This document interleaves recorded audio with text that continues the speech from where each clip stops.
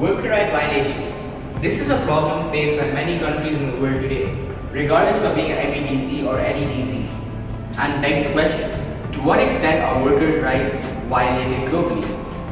This video aims to create awareness and talks about case studies, statistics, and what to do if you're a worker being abused.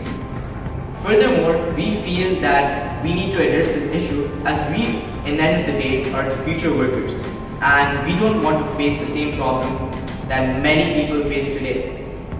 Thus, I hope you've learned something from this video and can apply it in your daily life. Peace out.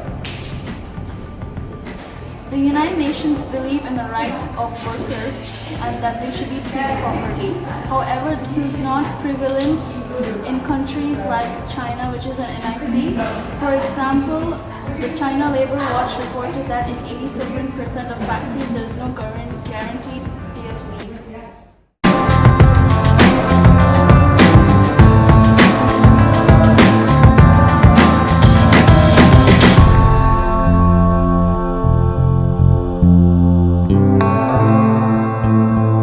What is workers' rights?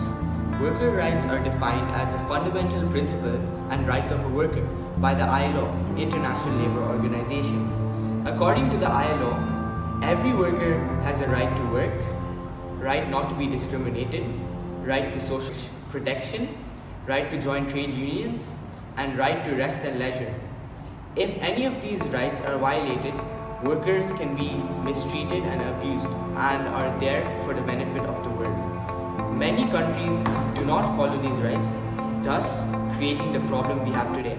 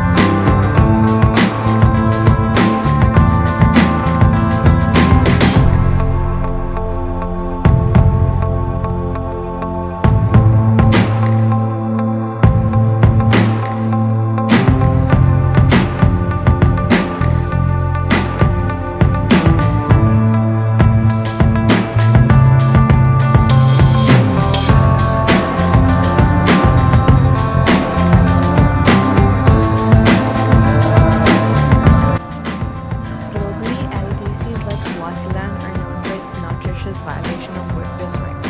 Even if the law permits workers to strike and form trade unions in practice, the Swaziland monarchy does not allow any workers to strike without severe repercussions. Police brutally smudge down workers' protests by using force. Swaziland also has a minimum wage on most of its jobs, but it isn't sufficient to provide a decent standard of living as it is minuscule. Furthermore, Swazi's workers face routine racism, long working hours and harsh conditions, making it rank second in workers' rights violations globally. Unfortunately, the situation doesn't change around the Middle East, the United Arab Emirates being a prime example. Following the report made by Human Rights Watch on UAE, migrant workers are subject to poor housing, unpaid wages and benefits, broken contracts and unauthorized confiscation of passports, trapping them in the country. Currently, there are over 5 million low-paid blue-collar workers. The workers' right violations is also a problem in NICs, notably China. There have been many disputes over low wages, poor working conditions, and the treatment of migrant workers. Despite that, workers cannot voice their opinions. Independent trade unions are banned, and often workers protesting are arrested, tortured, or even imprisoned. A prime example can be seen in the Shenzhen apple factories in China, where Chinese workers work for 10+ hour shifts, 6 days a week doing monotonous tasks, but receiving a mere £1.12 for their efforts.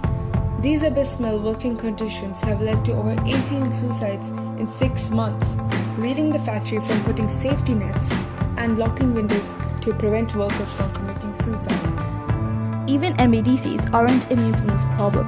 Discrimination is a huge problem in Germany and many other MADCs around the globe. According to a human rights report by the US government, foreign-sounding names were 24 less likely to be invited to a job interview than equally qualified applicants with German names.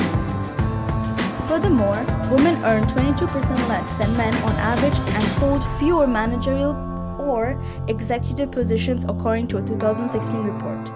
Lastly, 13.9% of all disabled people in Germany is unemployed, a number which is higher than the general unemployment rate in the country.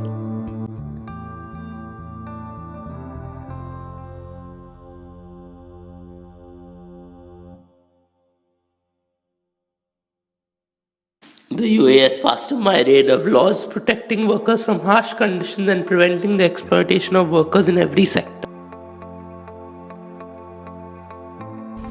Swaziland has integrated new laws which protect migrant workers and have cracked down on child labor.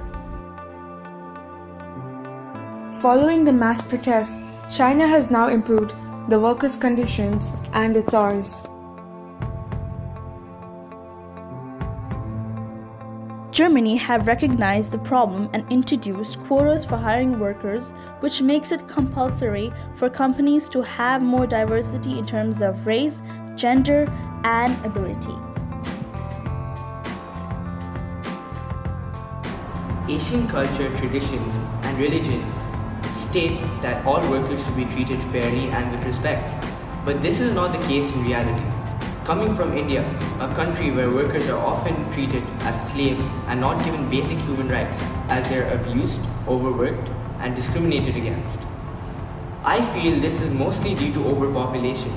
If one person is not willing to do the work in poor worker conditions, 10 more people will line up for the same job. This traps workers in a vicious cycle, forcing them to work in horrible conditions and thus putting fuel to the fire of broken worker rights. Islam stresses treating people in justice. Prophet Muhammad, peace be upon him, teaching spoke about treating workers well. In the Hindu scriptures, Dharma, it is clearly stated that all workers should be treated with respect. In the Bible, it says that all workers and slaves should be treated fairly and with respect. Whoever disrespects them, they will suffer. Even though slavery was founded in the UK, there has been a rapid integration of non-white people into roles of power. However, research done by The Guardian and Operation Blackwood states that 3.5% of the leading organizations in the UK only have non-white people as leaders. Also, sexism is also prevalent in the UK workplace. For example, the income gap. Women are paid 20% less than men according to statistics. Gender equality is correlated to economic growth, its performance, and reputation. Advancements in gender equality have progressed, but there's still need for improvement. Moreover, patriarchy is still prevailing. South Africa's total population is composed of 51% of women, in where only 44% hold experienced professional positions. Nevertheless, the data has been the same since 2002. Women must have equal opportunities to all industries, positions, and equal wages as the men.